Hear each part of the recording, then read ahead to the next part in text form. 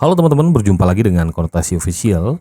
Kali ini kita akan menyaksikan pidato dari Pak Prabowo yang begitu berapi-api ya di acara Temu Purnawirawan TNI AD, di mana di sini banyak sekali dihadiri oleh para jenderal baik itu dari kalangan TNI maupun Polri. Nah, ada yang menarik di sini ya. Pak Prabowo itu menyinggung soal Letkol Teddy yang belum purnawirawan dan disambut dengan tawa, begitu pula juga dengan Menteri Luar Negeri kita Pak Sugiono dan Pak AHY yang juga disinggung bahwa mereka adalah purnawirawan muda. Dan yang menarik di pidato ini adalah soal keinginan Pak Prabowo yang ingin membangun sekolah untuk anak-anak yang kurang mampu ya, dan begitu mulia hati beliau sehingga anak-anak yang kurang mampu ini dapat merubah kehidupan mereka nantinya. Untuk lebih lanjut dan lebih lengkapnya, mending langsung aja kita saksikan video berikut ini.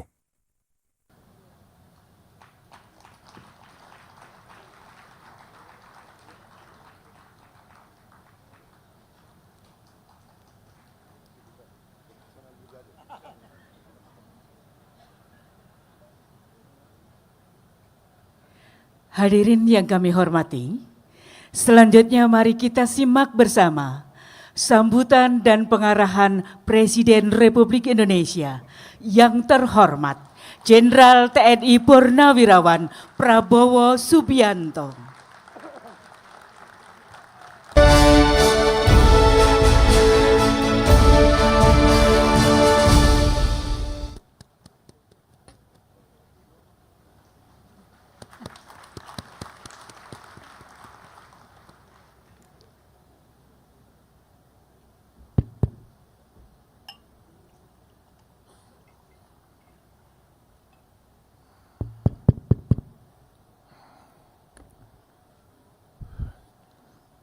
Bismillahirrahmanirrahim.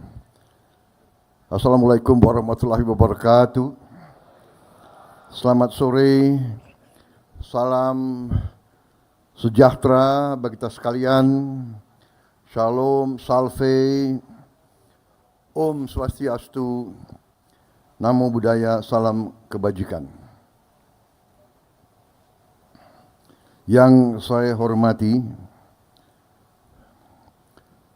Wakil Presiden Republik Indonesia ke-6 Jenderal TNI Purnawirawan Tri Sutrisno, yang saya hormati Ketua Persatuan Purnawirawan Angkatan Darat sebagai tuan rumah Mayor Jenderal TNI Purnawirawan Komarudin Simanjuntak,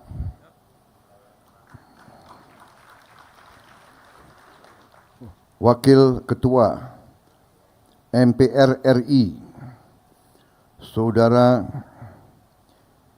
Edi Baskoro Yudhoyono, Wakil Ketua BPK RI Letnan Jenderal TNI Purnawirawan Budi Priyono,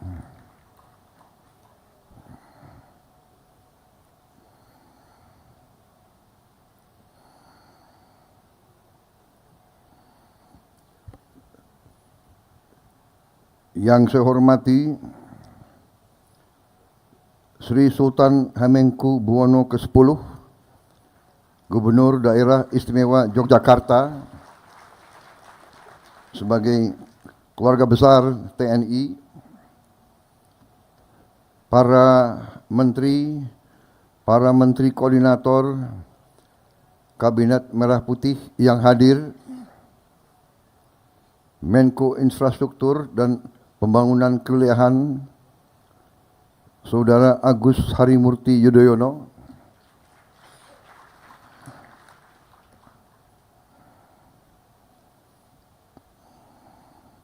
Menteri Dalam Negeri Jenderal Polisi Tito Karnavian, Menteri Luar Negeri Saudara Sugiono. Ini Mas Agus Harimurti Yudhoyono dan Saudara Sugiono ini purnawirawan remaja.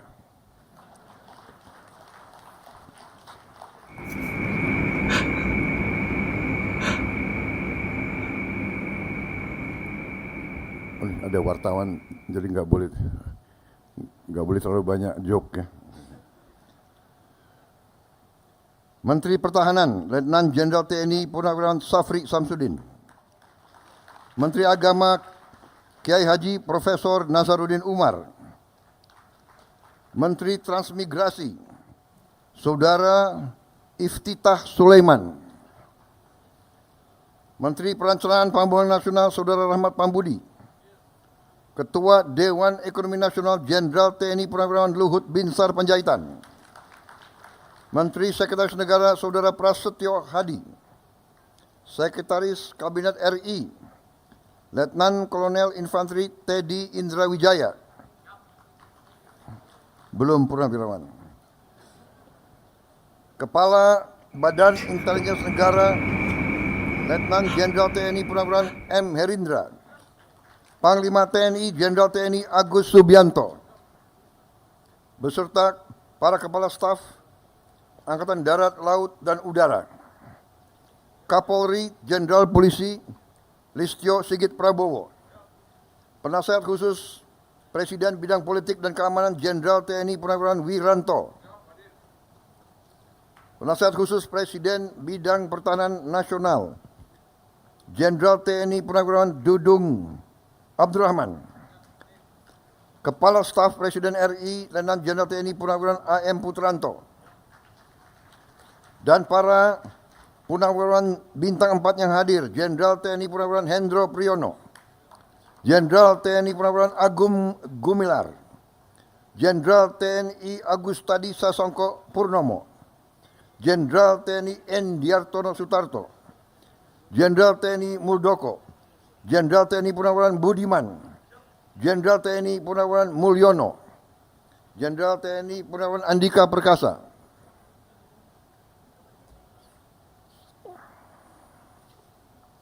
Marsikal TNI Purnawirawan Yuyu Sutisna, Marsikal TNI Purnawirawan Herman Prayitno, Marsikal TNI Purnawirawan Imam Sufaat, Marsikal TNI Purnawirawan Ida Bagus Putu Dunia, Laksamana TNI Purnawirawan Ahmad Sucipto, Laksamana TNI Purnawirawan Marsetio, Laksamana TNI Purnawirawan Ade Supandi, Laksamana TNI Purnawirawan Siwi Sukma Aji, Jenderal Polisi Purnawirawan Bambang Hendarso Danuri, Jenderal Polisi Purnawirawan Sutanto, Jenderal Polisi Purnawirawan Timur Pradopo, Jenderal Polisi Purnawirawan Sutarman,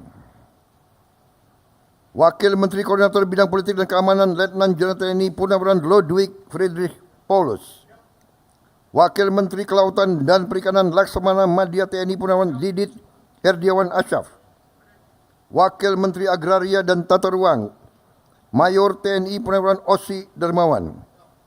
Yang saya hormati, saya muliakan, dan saya banggakan saudara-saudara para pimpinan dan pengurus PPAD Persatuan Purnawirawan TNI Angkatan Laut, Purnawirawan TNI Angkatan Udara yang saya hormati, seluruh undangan yang saya hormati.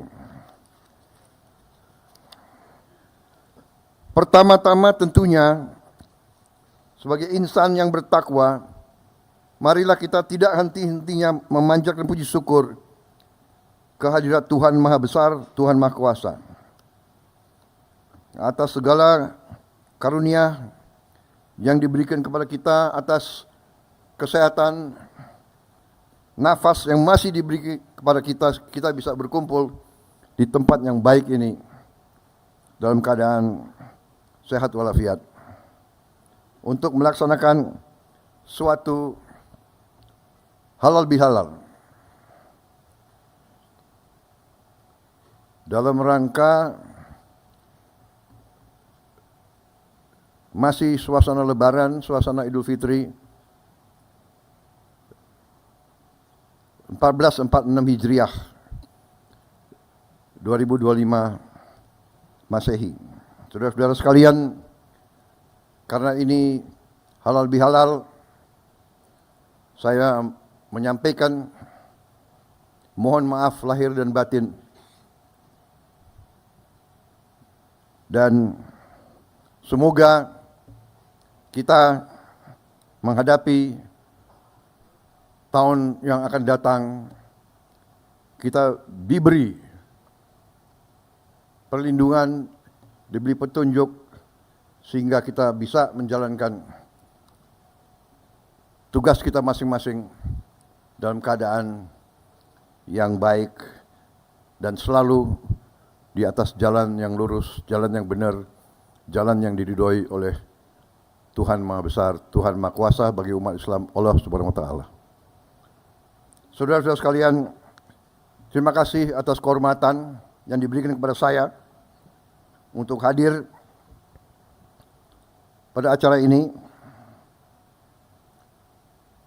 Memang terus terang aja saya minta maaf, saya jarang hadir acara-acara semacam ini karena mungkin kebetulan jadwal dan waktunya tidak tepat. Tapi alhamdulillah beberapa hari yang lalu datang pimpinan PPAD menyampaikan undangan dan saya lihat saya bisa hadir, sehingga bagi saya ini suatu kehormatan.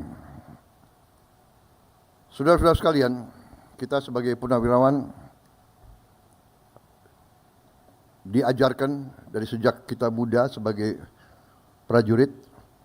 Hari-hari pertama kita di tentara, kita diajarkan bahwa begitu kita menjadi prajurit,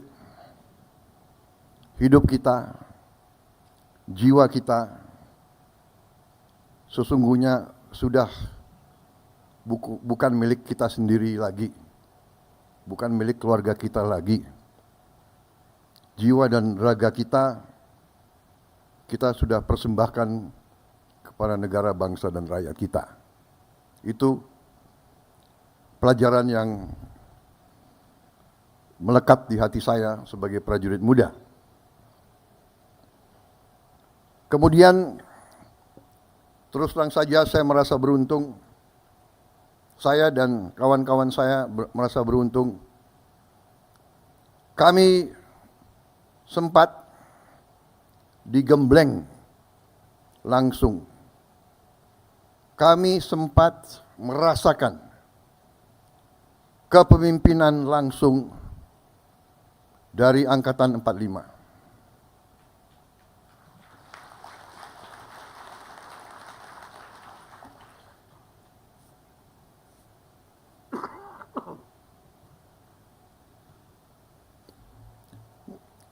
Angkatan 45 bukan saja dari tentara, bukan saja dari polisi, tapi harus dikatakan bahwa Angkatan 45 adalah generasi yang memimpin perebutan kemerdekaan kita. Mereka yang di kelompok bersenjata dan mereka yang tidak bersenjata tapi sama-sama berjuang. Angkatan ini memiliki ciri khas ciri yang sangat khas. Saya kira mereka-mereka yang merasakan hubungan langsung dengan Angkatan 45 akan membenarkan pendapat saya. Banyak yang merasakan langsung, saya kira Pak Tri, Sri Sultan, ayahanda dari Sri Sultan, seorang pejuang, seorang jenderal TNI, menghadapi Belanda di Yogyakarta. Banyak di antara kita pasti pernah mengalami itu.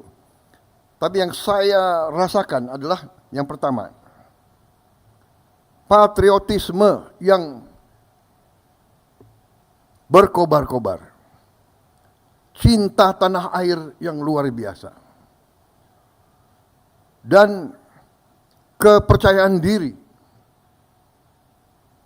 percaya diri, karena mereka merupakan bagian dari suatu generasi yang berhadapan dengan negara-negara adikuasa.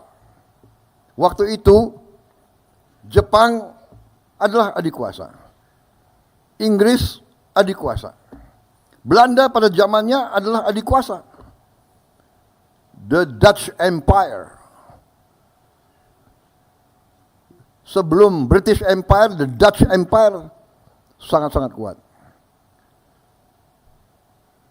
Generasi 45 adalah generasi yang merasa bahwa penerus dari perjuangan ratusan tahun dari semua suku, semua daerah,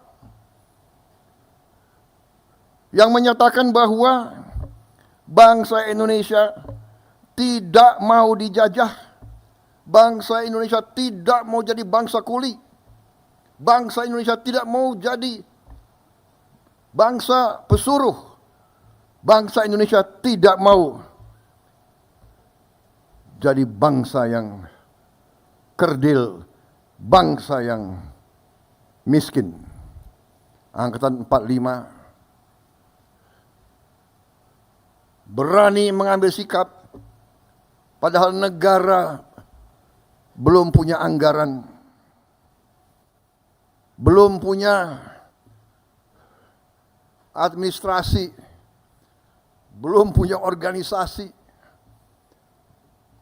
senjata direbut, kadang-kadang mengangkat dirinya pada saat orang tidak berani. Mereka di usia muda berani tampil. Panglima Besar Sudirman menjadi Panglima Besar pada usia 29 tahun. Ignatius Slamet Riyadi menjadi Komandan Brigade pada usia 22 tahun. Saudara-saudara, mereka muda-muda berani, dan banyak yang mati waktu muda-muda. Di keluarga saya, dari sejak kecil selalu dibawa ke makam. Ini makam pamanmu. Gugur di Tangerang pada usia 21 tahun. Ini pamanmu yang lain. Gugur di Tangerang sebagai kadet umur 16 tahun. Jadi bangsa ini berdiri di atas darah, keringat dan air mata anak-anak muda, air matanya ibu-ibu. Saudara-saudara, kita merasakan, kita digembleng oleh mereka. Itu yang tersisa di hati kita, saya yakin. Yang jelas di hati saya. Saya, saudara-saudara,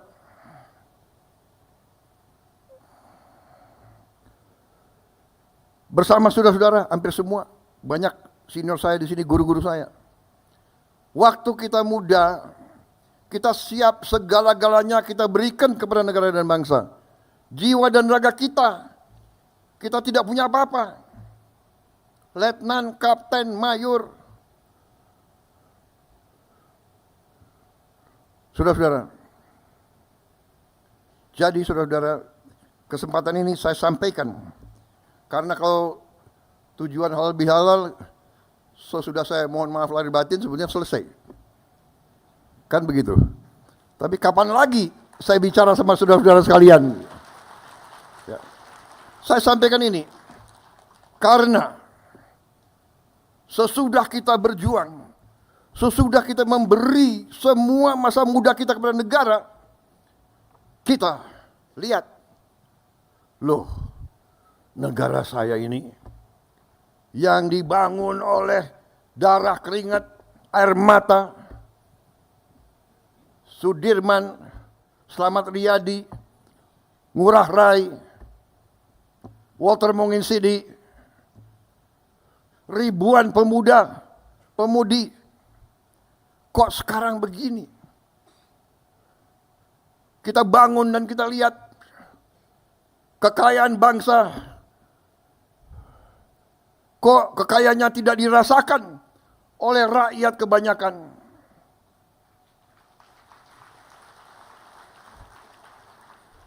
Kok senior-senior saya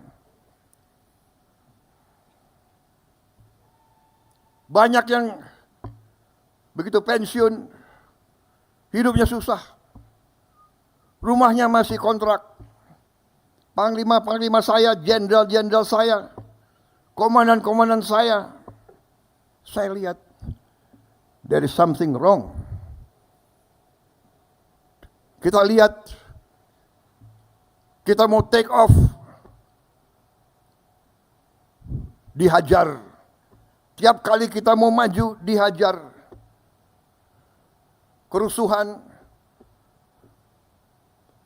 perang saudara, pemberontakan, suku lawan suku, agama lawan agama, gak jelas. Tapi kita sebagai jenderal, kita sebagai prajurit, kita lama-lama kita belajar.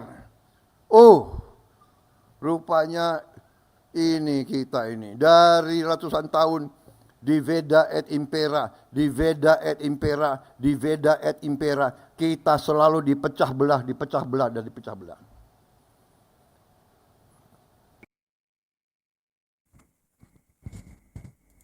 Ya jadi teman-teman ya, benar juga sih. Dari kalau kita lihat kondisi kita itu kenapa nggak maju, karena satu sama lain itu sebetulnya sibuk ribut satu sama lain gitu. Harusnya kan kita fokus untuk membangun bangsa ini enggak, yang agama ini ribut sama agama ini, suku ini ribut sama suku ini. Jadi kita itu nggak bisa fokus. Itu yang bikin kita jadi sulit untuk maju. Nah, mungkin saya rasa hal-hal seperti ini mungkin nggak bisa langsung hilang ya, tapi kita mulai sadar supaya generasi penerus kita, bangsa Indonesia ini jangan lagi mau dan karena kita dipecah belah gitu. Tidak ada,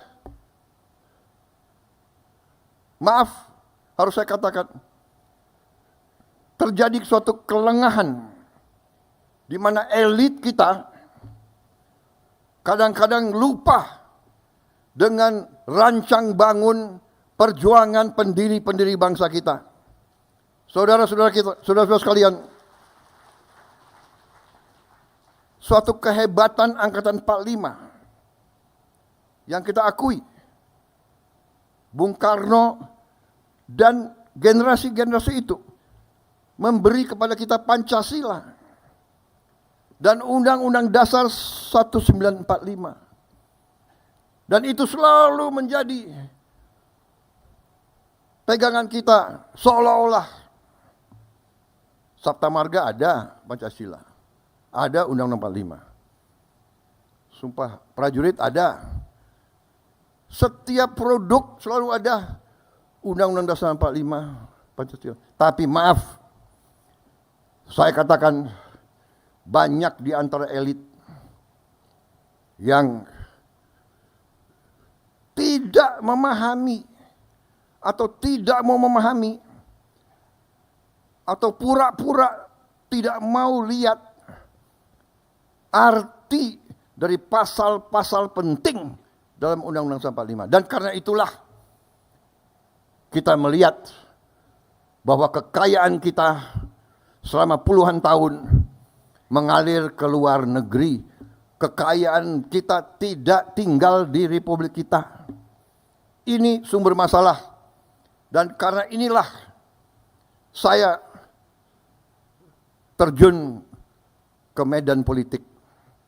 Saya terjun ke medan politik karena Angkatan 45 mengajarkan kepada saya dan kepada kalian semua bahwa kita harus menyelamatkan bangsa dan rakyat dan tanah air kita. Dan mereka mengajarkan kepada kita semangat tidak mengenal menyerah.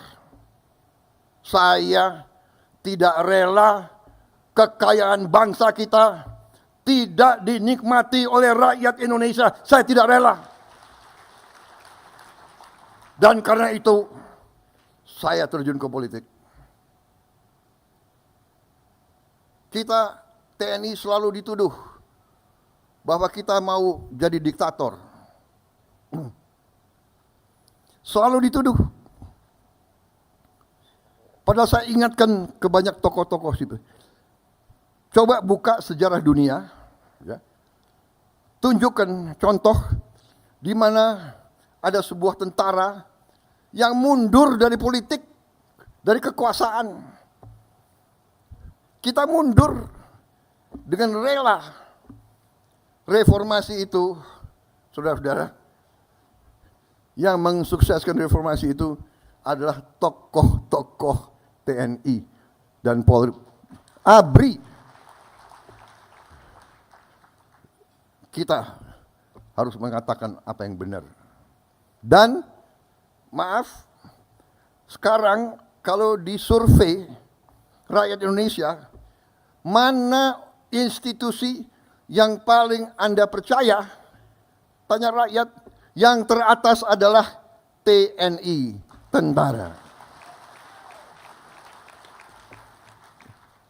Silakan. Bukan kita yang bikin survei. Ini survei internasional. Jadi saudara-saudara, yang ingin saya sampaikan, bahwa TNI karena sifatnya, karena semangatnya, karena kita diseleksi, direkrut, yang masuk biasanya adalah mereka-mereka yang patriotik. Jadi, begitu pensiun, begitu kita keluar dari tentara, rasa cinta tanah air, rasa tanggung jawab, rasa ingin berbakti, rasa ingin menyelamatkan bangsa dan negara masih kuat. Dan karena itu senior-senior TNI ada yang terjun ke politik. Pak Edi Sudrajat, Pak Tri bikin partai. Pak SBY bikin partai. Pak Wiranto bikin partai. Saya bikin partai. Kita kenapa? Karena kita ingin berbakti. Karena kita pada ujungnya kita mengakui kedaulatan rakyat. Kita tunduk kepada kedaulatan rakyat. Karena itu kita mau berkuasa dengan meminta mandat dari rakyat. Meminta mandat dari rakyat. Kita tidak mau, TNI tidak mau berkuasa dengan senjata. Pak Harto tidak mau berkuasa dengan senjata. Beliau tampil karena ada vakum, karena ada krisis. Janganlah kita mau kutak-kutik kebenaran. Janganlah kita mau kutak-kutik sejarah. Kita patriot, kita kesatria. Katakanlah yang benar itu benar dan yang salah itu salah.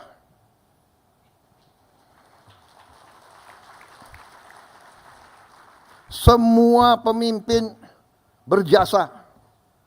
Saya di sini, saya bisa maju, saya bisa punya keyakinan bahwa kita akan banyak hasil karena landasan yang dibangun oleh pendahulu-pendahulu sebelum saya. Kita harus akui itu.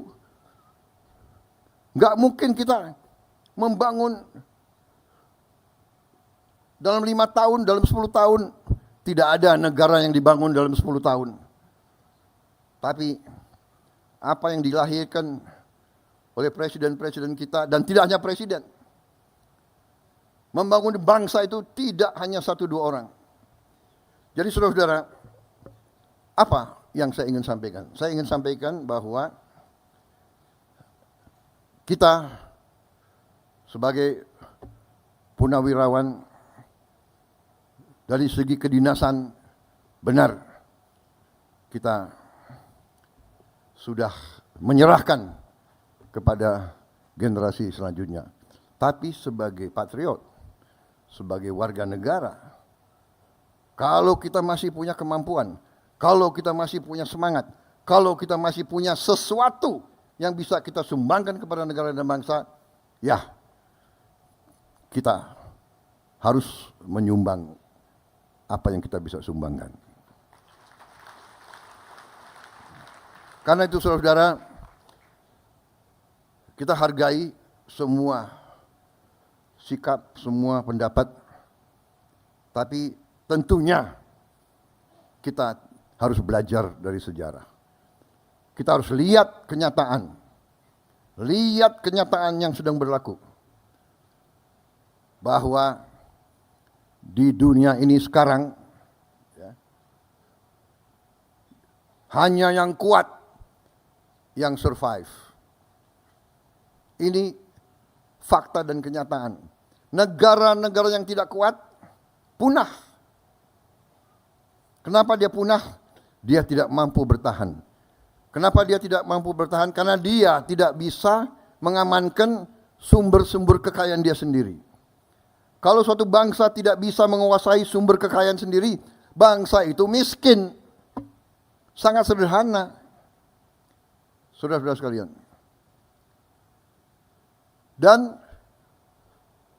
kita harus mengerti, mantan prajurit ini harus mengerti. Perang kita tidak inginkan. Perang dahsyat. Tapi kadang-kadang kita dipaksa untuk perang. Kita dipaksa. Kalau kita tidak berani ambil keputusan untuk perang, tidak kita merdeka. Karena Belanda tidak mau memberi kemerdekaan kepada kita. Sama sekarang. Kita lihat apa yang terjadi di dunia ini. Yang kuat akan memaksa yang lemah. Karena itu saudara-saudara, saya sampaikan di mana-mana, kita harus sadar bahwa Indonesia selalu akan diganggu dan sedang diganggu. Kita tidak mau ganggu bangsa lain, tapi bangsa lain mengganggu kita. Kenapa? Karena kita kaya. Kita punya nikel terbesar di dunia. Kita punya boksit ke-6 terbesar di dunia. Kelapa sawit kita terbesar di dunia. Jangan kita anggap enteng kelapa sawit. Kelapa sawit sekarang sudah menjadi komoditas kritis, strategis. Setiap saya kemana, negara-negara mana, mereka minta, yang mulia, tolong kelapa sawit Indonesia kalau bisa prioritas kepada kami. Mesir, Pakistan, India, bahkan Eropa. Ternyata dari kelapa sawit ada 65 atau 67 produk. Di antaranya kita bisa bikin BBM dari kelapa sawit. Negara kita sesungguhnya tidak perlu import BBM sama sekali dari manapun. Dan kita harus tahu, kita import BBM hampir 40 miliar dolar satu tahun.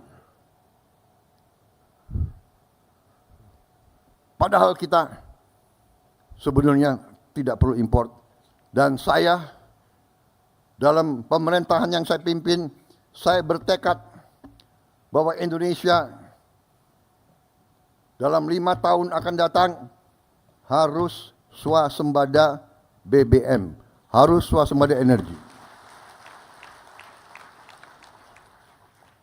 Dan nanti ada yang bertanya, apa bisa? Gitu. Harus bisa. Nah ini semangat yang ditanamkan oleh Angkatan 45, semangat tidak mengenal menyerah, harus bisa. Merdeka atau mati. Berdiri di atas kaki kita sendiri. Kita tidak mau jadi kacungnya bangsa lain. Kalau yang mau silakan, saya tidak mau.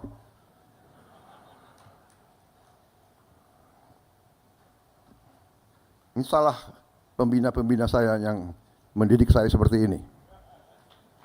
Salah Pak Tri, salah Pak Luhut, Pak Hendro, Pak Agum.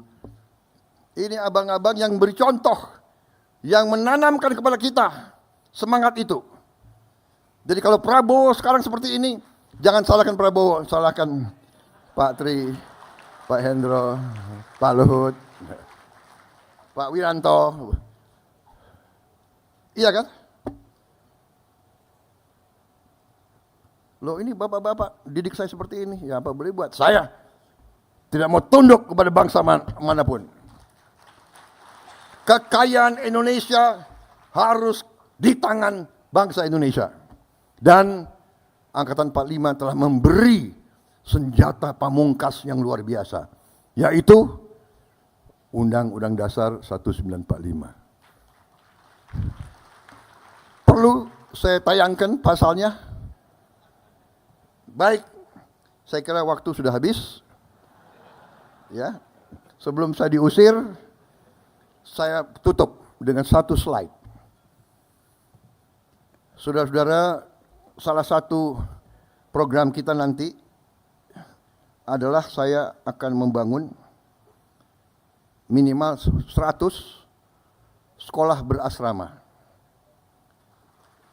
Sekolah berasrama ini biasanya di setiap negara sekolah berasrama itu adalah untuk yang terpinter. Itu tetap kita lakukan. Tapi saya akan bangun minimal 100 tiap tahun sekolah berasrama untuk keluarga yang paling tidak mampu. Karena saya bertekad untuk memutus rantai kemiskinan. Kalau bapaknya pemulung, anaknya tidak boleh jadi pemulung.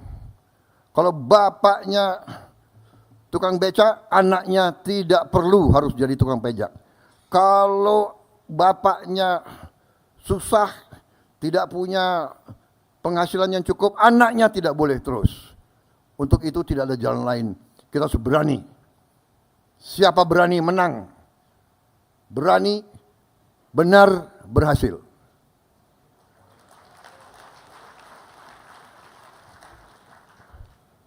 Berani dulu, baru benar. Setelah berani benar, baru berhasil. Harus berani dulu. Ya. Kalau nggak berani, kita nggak bisa dapat apa-apa. Jadi, ini konsepnya sedang dikerjakan. Insya Allah bulan Juli kita buka mungkin 53-55 kampus pertama.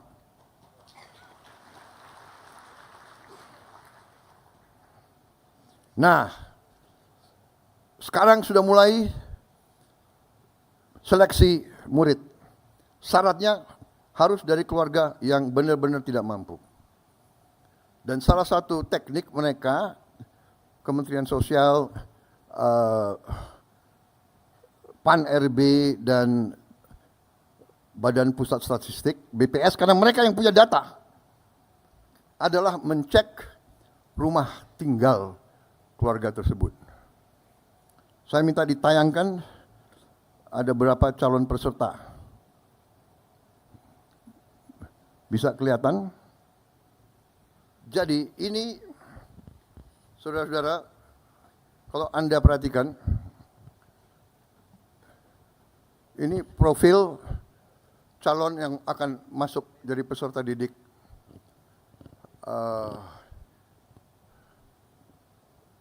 Namanya Naila, ya. Orang tuanya penghasilannya kurang dari 1 juta, padahal jumlah tabungannya 5 orang. Itu rumahnya. Itu rumahnya di kanan. Yang menarik bagi saya, rumahnya seperti ini, Naila masih bisa senyum.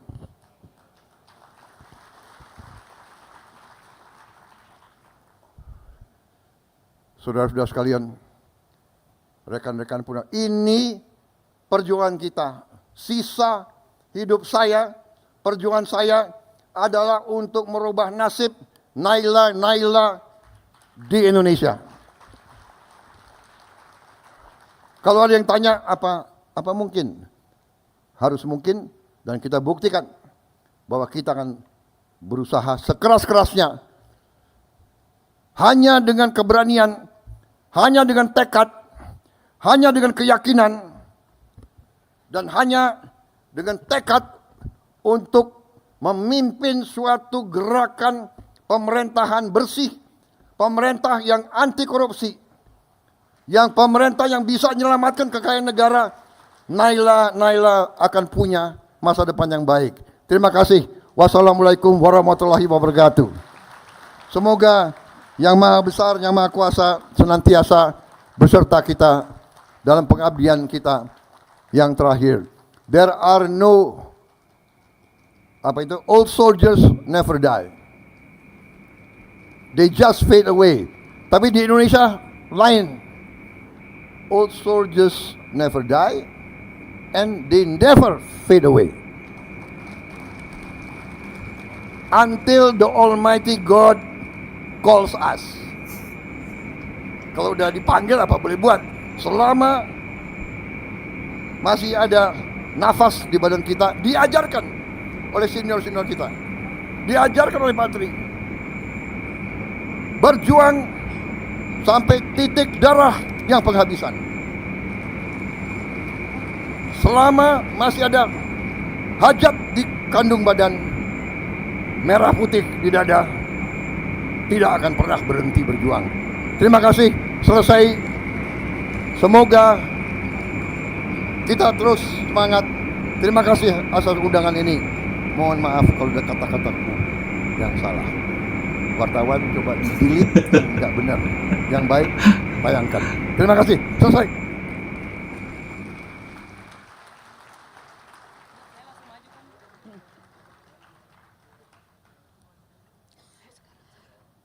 Hadirin dimohon berdiri.